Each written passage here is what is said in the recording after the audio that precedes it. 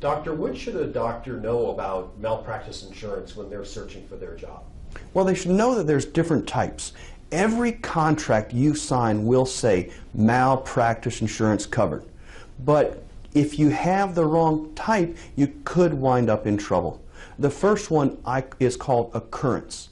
And occurrence malpractice insurance means if an event happens and a lawsuit is filed within the statute of limitations, you're covered. End of story, no more discussion, no problem. There's another one called claims made, and that's a little more complicated. Claims made is a short-term policy. It can last anywhere between 1 to 3 years. And if an event happens and a lawsuit is filed while the policy is still in effect, you're covered.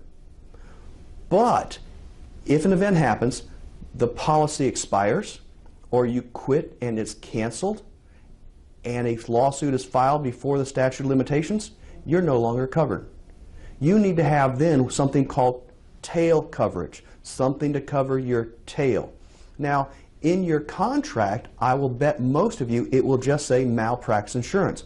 I always want to go back in and have it specify what type of insurance, and if it is claims made, who's covering the tail.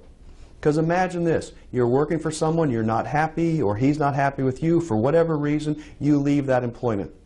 You come to me looking for a job. First thing I'm going to ask you is, why did you leave? You're going to tell me some good story. And then next question I'm going to ask you is, what type of malpractice insurance did you have?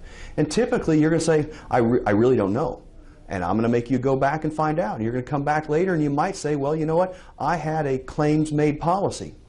And then I'm going to ask you, okay, well, who's covering your tail? And you know what you're going to say again. Well, I don't know. And you're going to have to go back to your boss who you just quit or were just fired from and say, gee, are you planning to cover my tail? And well, quite frankly, you know what the answer to that's going to be. So it has to be in the contract that you either have occurrence or claims made with tail coverage provided. Tail coverage can be very, very expensive. Family medicine in the state of Texas, about $40,000. And it's cash. We don't want credit problems, we want cash. If you were OB/GYN in New York City, about $260,000. So before you could even start practicing, someone would have to come up with those sums of money to cover your tail before a new employer will take you on.